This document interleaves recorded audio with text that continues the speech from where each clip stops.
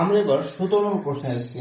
দেখো 4 two the power x equal 8, 4 two the power x equal 8 হচ্ছে। দেখো এখানে দেখো 4 টু দি পাওয়ার x আছে এবং 8, আমাদের একটা সূত্র আছে। দেখো a two the power n equal to a two the পাওয়ার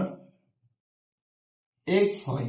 দেখো a two the power n equal a two the power x হয়, অর্থাৎ ভিত্তি যদি একই হয়, তাহলে m ইকুয়াল টু x হতে হবে বাধ্যতামূলক।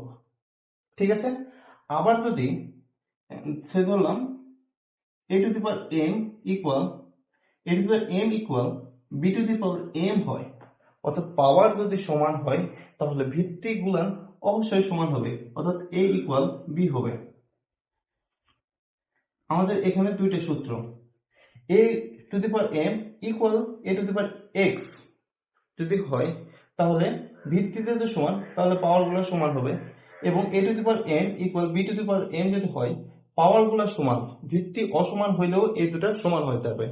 একইভাবে আমরা সমাধান করি। এখানে দেখো এখানে ভিত্তি কি একই আছে? ভিত্তি একই নাই। কোন সূত্রের মধ্যে পড়তেছে? এখানে 2 ধরে নিলাম, 2 কে নিলে কি হচ্ছে 2 এর উপর স্কয়ার, স্কয়ার করলে কি আসে 4 আসে, তারপর x দিয়ে দিলাম। আর 8 এর ক্ষেত্রে কি আছে 2 গুণন 2 গুণন 2 ইকুয়াল 2 এর উপর কিউব, 2 এর উপর কিউব। তার মানে কি দেখা যাচ্ছে এখানে দেখো 2 এর উপর 2x equal 2 to the power cube. আমাদের এখানে দেখো তো কোন শর্তের মধ্যে পড়তেছে? এই শর্তের মধ্যে পড়তেছে 2 to the power 2x equal 2 to the power 3। আমাদের এই শর্ত যখন পড়তেছে তার মানে কি আছে m ইকুয়াল x, অর্থাৎ 2x ইকুয়াল 3। শর্ত কি a two the power m equal a two the power n যদি হয় ইকুয়াল, তাহলে m ইকুয়াল n, তাহলে x ইকুয়াল কত হচ্ছে 3/2। আমরা x এর মান পেয়ে গেছি।